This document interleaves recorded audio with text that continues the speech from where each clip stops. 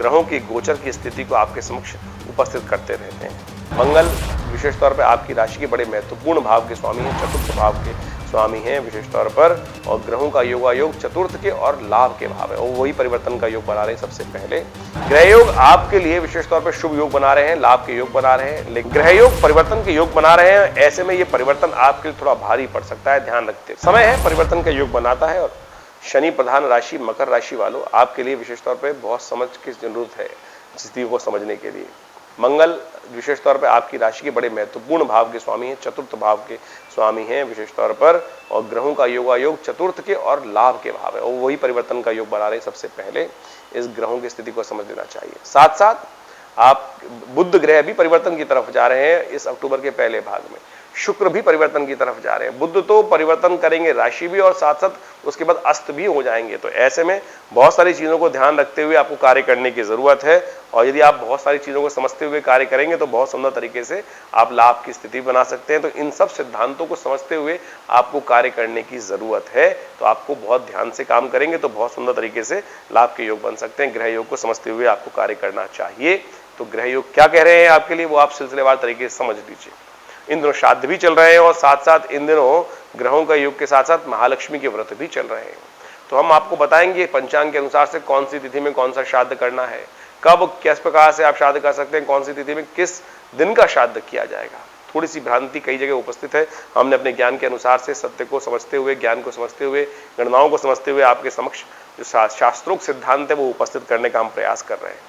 तो मकर राशि वालों को सबसे पहले समझ लेना चाहिए कि 1 अक्टूबर को ग्रह क्या कह रहे हैं उनके लिए। देखिए 1 अक्टूबर को पंचांग क्या कहता है वो भी समझ लीजिए। अश्विन का मास का कृष्ण पक्ष विद्यमान है, और साथ साथ द्वितीया तिथि उस दिन विद्यमान रहेगी। मेष राशि में चंद्रमा चल रहे हैं, ग्रहों का योग परिवर्तन की तरफ जा रहा है। कन्या राशि में 1 अक्टूबर को ही बुध प्रवेश कर रहे हैं रात्रि में 8:35 पर। उस दिन सिंह राशि में शुक्र प्रवेश कर रहे हैं रात्रि में करीब 12 बजे के आसपास। उस दिन सर्वार्थ सिद्ध योग भी विद्यमान है, जो सुबह सूर्योदय से लेकर करीब रात्रि में 7:27 तक विद्यमान रहेगा। तो यानी शुभ कार्य करने के लिए दिन अच्छा दिखाई देता है। साथ साथ तृतीया तिथि का श्राद्ध किया जाएगा। उदय तिथि द्वितीया है, लेकिन 1 अक्टूबर को श्राद्ध जो है तृतीया का किया जाएगा। दिन का पलायन विशेष तौर पर तृतीया के दिन किसी भी तिथि में साल में हुआ है, तब उन पितरों के निमित्त तर्पण इत्यादि, विशेष तौर पर ब्राह्मण भोजन इत्यादि मध्याह्न काल में तृतीया के निमित्त करना सबसे शास्त्रोक्त दिखाई देता है, क्योंकि मध्याह्न काल में जो तिथि है वो तृतीया विद्यमान है, और द्वितीया उदय तिथि में रहेगी, और करीब मध्याह्न से पहले समाप्त हो जाएगी। तो द्वितीया का श्राद्ध एक दिन पहले कर चुके हैं, 30 तारीख को हो चुका है। तो अब विशेष तौर पर 1 तारीख को तृतीया का श्राद्ध करना शास्त्र प्रशस्त दिखाई देता है। ग्रह योग क्या कह रहे हैं, देखिए ये परिवर्तन का हमने सब आपको बताया। ग्रह योग आपके लिए विशेष तौर पर शुभ योग बना रहे हैं, लाभ के योग बना रहे हैं, लेकिन राहु और साथ साथ बृहस्पति का जो योग बना हुआ है ये ठीक नहीं है। ऐसे में आपके मन में द्वंद्वात्मक स्थिति उत्पन्न हो सकती है, लाभ और हानि के बीच में आप डगमगा सकते हैं। ध्यान रखते हुए कार्य करने की जरूरत है। ऐसे में कुछ उपाय विशेष तौर पर आपको करने का प्रयास करना चाहिए। ग्रह योग के अनुसार से आप विशेष तौर पर गेहूं इत्यादि का दान, चावल इत्यादि का दान, गौशाला में जाकर नमक का दान, ये सब कर आप ग्रहों को अनुकूल करने का प्रयास कर सकते हैं, उससे लाभ प्राप्त होगा। 2 अक्टूबर को ग्रह गणना विशेष तौर पर दिखा रही है सोमवार का अवसर तृतीया तिथि उदया तिथि के रूप में, और विशेष तौर पर उस दिन चतुर्थी का श्राद्ध किया जाएगा। चतुर्थी क्षय भी हो गई है, तो नए कार्य आरंभ करने के लिए दिन अच्छा नहीं दिखाई देता, क्योंकि चतुर्थी तिथि है, वृत्ता तिथि मानी जाती है। उसके बाद क्षय भी हो गई है, तो क्षय तिथि भी हो गई है।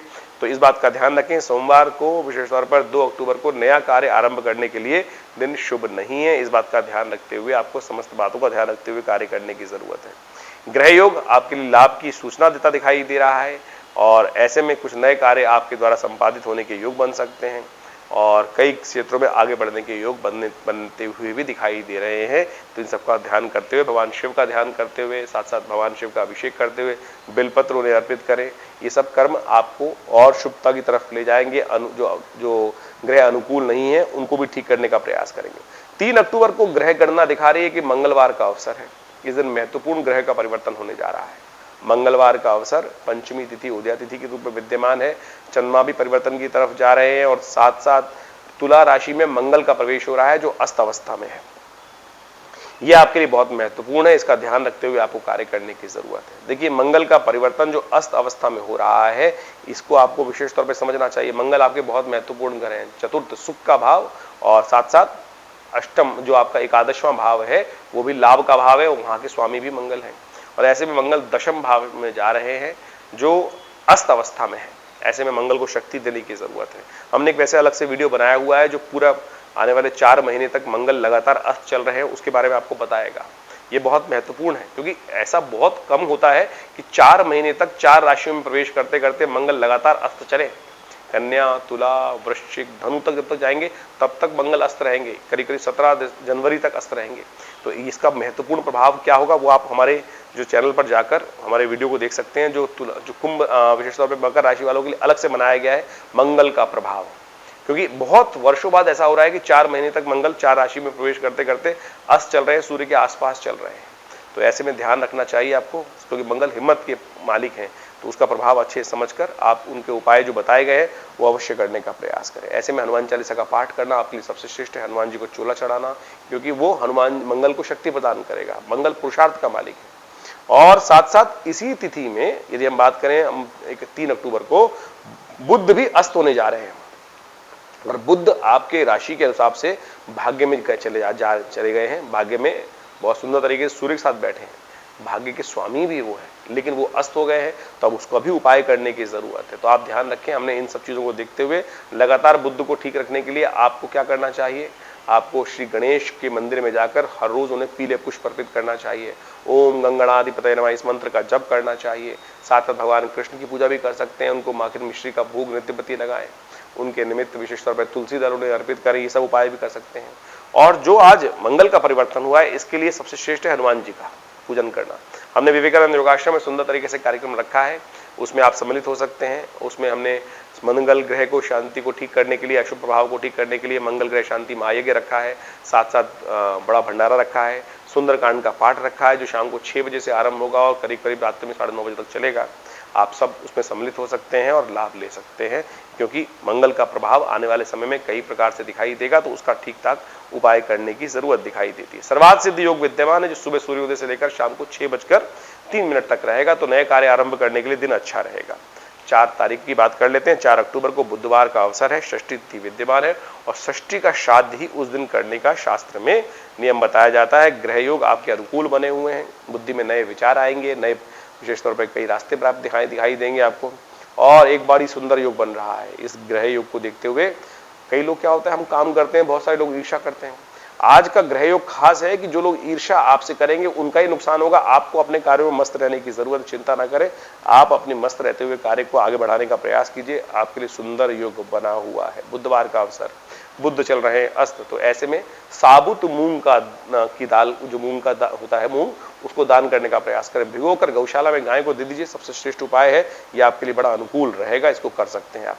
वहीं 5 अक्टूबर को ग्रह गणना दिखा रही है कि बृहस्पतिवार का अवसर, सप्तमी तिथि आश्विन मास की कृष्ण पक्ष की, और मिथुन राशि जो है वो विशेष तौर पे उसमें चंद्रमा का प्रवेश होने जा रहा है सुबह 7:04 पर। ये आपके लिए ठीक नहीं है। ये विशेष तौर पे कष्ट देने के योग बना सकती है। मंगल चंद्रमा जो है वो अनुकूल नहीं रहेगा। स्वास्थ्य का ध्यान रखने की जरूरत है। बेकार के पैसे स्वास्थ्य के मामले में खर्च हो सकते हैं, खर्चों में बढ़ने की दिखाई देती है। ऐसे में ध्यान रखते हुए कार्य करें। उपाय के तौर पर भगवान शिव के निमित्त आज सुबह सुबह अभिषेक कर लें उनका, थोड़ा सा दूध में केसर डालकर ओम नमः शिवाय का जप करते हुए या लघु मृत्युंजय जप करते हुए या केले का दान करने का प्रयास करें। ये सारे उपाय कर आप लाभ ले सकते हैं। इस दिन सप्तमी का श्राद्ध किया जाएगा। सर्वार्थ सिद्ध योग विद्यमान है, जो शाम को करीब करीब सूर्योदय से लेकर रात्रि में 7:37 तक विद्यमान रहेगा। नए कार्य आरंभ करने के लिए दिन अच्छा दिखाई देता है, कोई दिक्कत नहीं। एक भ्रांति आपको ध्यान रखने का प्रयास कीजिएगा, यह हम बता देते हैं आपको, इस बात का ध्यान रखें। श्राद्ध चल रहे हैं, आमतौर पर लोग नए कार्य करने से परहेज करते हैं। हम सर्वार्थ सिद्ध योग मुहूर्त बता रहे हैं आपको। ऐसे में कई लोग भ्रांति कह सकते हैं श्राद्ध चल रहे हैं और नए कार्य को करने के लिए आप योग बता रहे हैं। देखिए, एक बात ध्यान रखें, ये हमने कई ऐसी बातें जोड़ ली अपनी परंपरा के अनुसार से जो शास्त्र में कहीं निषेध नहीं की गई है। श्राद्ध, अपने घर में आप कोई नया कार्य करते हैं तो आपके माँ बाप प्रसन्न होते हैं ना, बस खुश होते हैं, आपको आशीर्वाद देते हैं, उनको प्रसन्नता प्राप्त होती है। श्राद्धों में केवल लोगों ने यह सोच लिया कि नया वस्त्र ना खरीदो, नई गाड़ी मत खरीदो और नया कार्य ना करो। जबकि श्राद्ध में एक बात ध्यान रखें, श्राद्ध में कार्य किया गया है, श्राद्ध में तर्पण इत्यादि करें, श्राद्ध करें, पितृ उससे तृप्त होंगे। लेकिन आपकी उन्नति से पितृ त्रस्त कब हो सकते हैं? कारण क्या कहा गया कि पितरों का इस विशेष तौर पे मृत्यु लोक में आगमन होता है। ऐसे में हमें उनके प्रवृत्ति, अगर हम बहुत ज्यादा भोग विलास में हो जाएंगे, लिप्त हो जाएंगे, तो उनके निमित्त हमारा जो दायित्व भूल जाएंगे। अगर आप उसको नहीं भूलते हैं और उसके बाद अपने भोग विलास में निवृत्त ना हो, नया चीज करने में कोई बुराई नहीं है, आपके पितरों का आशीर्वाद आपको मिलेगा यदि आप उनके निमित्त जो कार्य हैं वो अवश्य करते हैं। तर्पण इत्यादि, ब्राह्मण भोजन इत्यादि, गऊ के निमित्त भोजन इत्यादि, काक बलि इत्यादि, ये सब करेंगे तो आप चिंता ना करें, आपके पितरों का आशीर्वाद आपको मिलेगा। तो ये भ्रांति आपको हटाने का प्रयास करना चाहिए। 6 अक्टूबर की बात कर लेते हैं। 6 अक्टूबर को शुक्रवार का अवसर है। सप्तमी तिथि उदया तिथि के रूप में विद्यमान है, लेकिन उसके बाद अष्टमी का आगमन हो जाएगा। खास बात यह है कि इस दिन सप्तमी तिथि जो है केवल आधी घड़ी के लिए विद्यमान है, आधी घड़ी के लिए विद्यमान है। उसके बाद जो अष्टमी का आगमन हो जाएगा और अष्टमी का श्राद्ध इस दिन किया जाएगा। विशेष तिथि बहुत खास है, क्यों? क्योंकि महालक्ष्मी के व्रत समाप्त हो रहे हैं। पिछले 16 दिनों से लगातार अनुष्ठान के अनुसार से मां भगवती को प्रसन्न करने के लिए जो ऋषि भृगु के द्वारा बनाए गए मंत्र है, वो हमारे आश्रम पे तो विशेष यज्ञ चल ही रहा है उसका, और हमने सुंदर व्यवस्था भी करी। जिन लोगों ने हमारे यहाँ अपने आरक्षित कराया स्थान और उनके निमित्त सुंदर तरीके से वैदिक विधि के अनुसार से महालक्ष्मी के यंत्रों को सिद्ध करके उनके लिए किया गया। बहुत जल्दी उनको भेज भी दी जाएंगे। और ध्यान रखिएगा, जो आप प्राप्त करें उस सिद्ध यंत्र को, उनका पूरे वर्ष ध्यान रखते हुए, पूजन रखते हुए, शौच की स्थिति से बचते हुए उनका नित्य प्रति पूजन करिए। बहुत सुंदर तरीके से श्री सूक्त के महालक्ष्मी के मंत्रों से हमने सिद्ध कर इन यंत्रों को पूजा करके बनाया है, तो आप उसको प्रतिष्ठित करके लाभ ले सकते हैं अपने घरों में, विशेष तौर पर इस बात का ध्यान रखते हुए। महालक्ष्मी के व्रत बहुत खास हैं। कहा जाता है महर्षि भृगु जब भगवान विष्णु के दरबार में पहुंचे थे, भगवान विष्णु के लोक में पहुंचे थे, भगवान विष्णु शेषशैया पर विश्राम करते रहे, उठे नहीं, तो भृगु थोड़े से रुष्ट हुए, बोले भक्त आया और भगवान जागे नहीं, भगवान तो हमेशा जागे रहते हैं। तो उन्होंने अपने पैर से भगवान विष्णु की छाती पर आघात किया। कहा जाता है कि इससे भगवान विष्णु तत्काल उठे और भृगु के पैर को उन्होंने पकड़ा, लेकिन महालक्ष्मी रुष्ट हो गई कि आपने भगवान विष्णु पर पैर रखा। तो उस दिन से भृगु को उन्होंने श्राप दिया कि आज हम आप परित्याग करते हैं, कि आपके पास कभी नहीं आएंगे, हमारे सुख से आप वंचित रहेंगे। तो उन्होंने, कहा जाता है कि महाराज भृगु ने, महर्षि भृगु ने वहां उन 16 मंत्रों का सृजन किया और मां भगवती को प्रसन्न किया, और कहा, उसका आशीर्वाद यह हुआ कि भृगु को आशीर्वाद मिला मां भगवती से कि जो भी इन मंत्रों का स्तवन करेगा, और इन 16 मंत्रों के बारे में बताया गया है, तो इन महालक्ष्मी के व्रतों में उन्हीं 16 मंत्रों का अनुष्ठान शास्त्र के अनुसार से किया जाता है इन 16 दिनों तक। और जो उन मंत्रों से यज्ञ कर जप कर पूजन करते हैं, महालक्ष्मी उन पर कृपा करती हैं अवश्य। तो हमने सुंदर व्यवस्था करी है, आप इसका लाभ ले सकते हैं। गृह गणना विशेष तौर पर आपके लिए ध्यान रखने वाली है। स्वास्थ्य का ध्यान रखिएगा। देखिए, मौसम परिवर्तन की तरफ जा रहा है, ऐसे में स्वास्थ्य का ध्यान रखने की आपको परम आवश्यकता है। तो आपको विशेष तौर पर स्वास्थ्य का ध्यान रखना चाहिए, अपने पैसे का ध्यान रखना चाहिए। चंद्रमा बिल्कुल क्षीण अकेले अवस्था में पड़े हुए हैं, कहीं दूर आसपास कोई शुभ ग्रह देख भी नहीं रहा है, तो ऐसे में अननेसेसरी खर्चे आपके जिम्मे पड़ सकते हैं। ध्यान रखते हुए आपको कार्य करने की जरूरत है। आपको चावल का दान करना चाहिए, यह आपके लिए श्रेष्ठ रहेगा। वहीं 7 अक्टूबर को ग्रह गणना विशेष तौर पर दिखा रही, शनिवार का अवसर अष्टमी तिथि उदया तिथि के रूप में विद्यमान है, और साथ नवमी का श्राद्ध उस दिन मध्याह्न काल में नवमी होने के कारण से अष्टमी सुबह श्राद्ध समाप्त हो जाएगी, नवमी मध्याह्न में रहेगी, तो इसलिए नवमी का श्राद्ध उस दिन किया जाएगा। ग्रह गणना परिवर्तन की तरफ जाएगी। सुबह का समय थोड़ा भारी दिखाई देता है, शाम के समय ग्रह परिवर्तन की सूचना आपको उपस्थित करेगा, लेकिन फिर भी अननेसेसरी खर्चे आपके जिम्मे पड़ सकते हैं। लेकिन सोच आपको सही दिखाई दे रही है, लेकिन आप सोच ठीक होते हुए भी उसका पूर्वाभास का पूर्ण लाभ नहीं ले पाए तो आपकी गलती है। आपको दिशा कौन सी सही है, दिशा कौन सी खराब है, इसकी सूचना आपका मन आपको उस दिन देने का प्रयास करेगा, लेकिन आप यदि गलती करेंगे तो फंस जाएंगे। इस बात का ध्यान रखते हुए कार्य करना है। देखिए, ऐसे में जो आपको ध्यान रखना चाहिए, शनिवार का अवसर है, तो क्या उपाय किया जाए शनिवार के निमित्त? देखिए, आपके शनि इस वक्त वक्री चल रहे हैं और मंगल विशेष तौर पर कष्ट के योग बना रहे हैं, तो आपको क्या करना चाहिए उपाय, वो भी आप नोट कर लीजिए। हनुमान चालीसा का पाठ, हनुमान जी के मंदिर में जाकर शनि के निमित्त, उनको श्रवण करने के निमित्त हनुमान जी को चूला चढ़ाइए। जय हनुमान चालीसा का पाठ करते हुए शनि भी आपके अनुकूल होंगे और ग्रह भी परिवर्तन का योग बनाएंगे। 8 अक्टूबर को ग्रह योग दिखाता है कि रविवार का अवसर, नौमी तिथि विद्यमान है, दशमी का श्राद्ध उस दिन किया जाएगा। सुबह से सर्वार्थ सिद्धि योग विद्यमान रहेगा, जो पूरे करीब अगले दिन सूर्योदय से पहले तक चलेगा। तो ऐसे में ग्रह गणना आपके लिए अच्छी बनी हुई है, लेकिन बेकार के खर्चे आपके जिम्मे लगातार पड़ सकते हैं। बस खर्चों का ध्यान रखें, रास्ता थोड़ी बुद्धिमानी के साथ अपनाएं, तो आपके लिए स्थितियां ठीक हो सकती हैं। उपाय के तौर पर भगवान सूर्य का सुबह सुबह दर्शन करें, उनको अर्घ दें, तांबे के लोटे में जल लेकर एक पीला पुष्प डालकर कल्याण होगा। 9 अक्टूबर को सोमवार का अवसर है, दशमी तिथि विद्यमान है उदय तिथि के रूप में। उसके बाद एकादशी का आगमन हो जाएगा और मध्याह्न के समय में एकादशी का श्राद्ध किया जाएगा। एकादशी अगले दिन है, शुद्ध रूप से वैष्णवों के लिए एकादशी अगले दिन मानी जाएगी और वो एकादशी बेहद खास रहेगी। वो इंदिरा एकादशी के रूप में जानी जाती है। कहा जाता है कि पितरों के निमित्त तर्पण करने के लिए, पूजन करने के लिए, अपने पितृ जो भूले बिसरे पितृ भी हैं उनकी भी तृप्ति प्राप्त हो सकती है इन दिनों, खासतौर पर तर्पण इत्यादि कर। लेकिन एकादशी का श्राद्ध आज ही किया जाएगा, इस बात को ध्यान रख लें। और इस दिन भद्रा विद्यमान है। नए कार्य आरंभ करने के लिए दिन अच्छा नहीं है। दोपहर के बाद ही नए कार्य, नए प्रोजेक्ट्स में हाथ डालें, अन्यथा कष्ट में फंस सकते हैं। इस बात का ध्यान रखते हुए कार्य करना चाहिए। ग्रह योग परिवर्तन के योग बना रहे हैं, ऐसे में ये परिवर्तन आपके लिए थोड़ा भारी पड़ सकता है। ध्यान रखते हुए कोई भी कॉन्ट्रैक्ट नया कोई बनाते हुए ध्यान रखे हुए कि कहीं आपको कोई फंसाने का प्रयास ना करे, बंधन में डालने का प्रयास ना करें, अपनी मीठी मीठी बातों में आपको ना फंसाए, इस बात का ध्यान रखें। नहीं तो आप अपनी सज्जनता के कारण से परेशान हो सकते हैं। इस बात का ध्यान रखते हुए आपको कार्य करना है।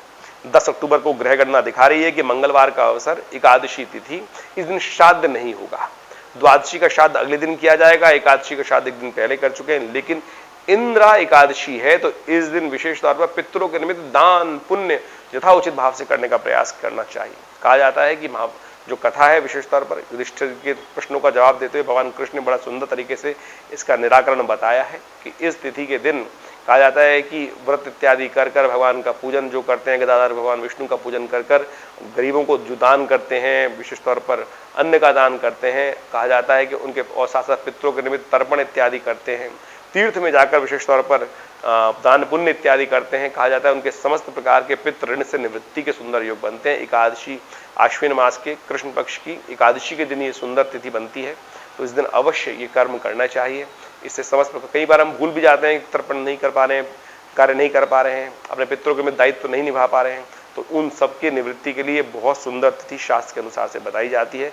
तो अवश्य आपने किसी भी तीर्थ पे जाकर, गया इत्यादि में जाकर इस दिन विशेष तौर पे पूजन इत्यादि कर कर आप लाभ ले सकते हैं। हमने भी विवेकानंद योगाश्रम में विशेष तौर पे इन श्राद्धों में सुंदर व्यवस्था रखी है कि जो लोग अपने घर में किसी न किसी कारण से श्राद्ध नहीं कर पा रहे हैं उनके लिए आश्रम पर सुंदर व्यवस्था है। उसमें तर्पण की व्यवस्था है, पितृ निमित्त गायत्री यज्ञ की व्यवस्था है, साथ साथ ब्राह्मण भोजन की व्यवस्था है। जो इसका लाभ लेना चाहते हैं, फोन नंबर स्क्रीन पर चल रहे हैं, आप उसमें अपना स्थान आरक्षित करके लाभ ले सकते हैं। हमारा आश्रम दिल्ली में विवेकानंद योगाश्रम है। दिल्ली में बहुत बड़ा संस्थान है, पिछले करीब 70 सालों से कार्य कर रहा है। 1960 के दशक से ये आश्रम बना हुआ है। हमारे पिता आचार्य श्री केशवदेव जी महाराज के सानिध्य में ये आश्रम स्टैब्लिश हुआ और यहाँ बहुत सारे समाज की सेवा के कार्य किए जाते हैं, बहुत सारे सेवा भाव रखे जाते हैं। बहुत बड़ी गौशाला है आश्रम के अंतर्गत, बहुत भंडारे चलते हैं। रविवार को बहुत विशाल भंडारा होता है, मंगलवार के दिन सुंदरकांड का सुंदर पाठ होता है।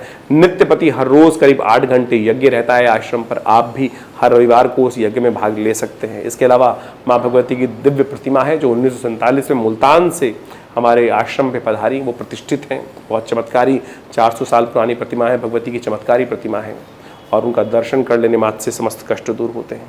और दिल्ली में ये विवेकानंद हॉस्पिटल योगाश्रम 100 बेड का योग प्राकृतिक चिकित्सा का हॉस्पिटल है जो कार्य क्षेत्र में है। भारत सरकार के साथ मिलकर कार्य करते हैं हम लोग और बहुत सारे शोध कार्य करीब 100 पुस्तक के आश्रम की तरफ से प्रकाशित हैं जो भारतीय पराविद्याओं पर है। तो ये बहुत सारे कार्य हैं, हम समय समय पर करते रहते हैं। आप भी विवेकानंद योगाश्रम से जुड़े, समस्त जानकारी के लिए नीचे फ़ोन नंबर दिए हुए हैं, उनसे संपर्क साध सकते हैं। धन्यवाद, नमस्कार।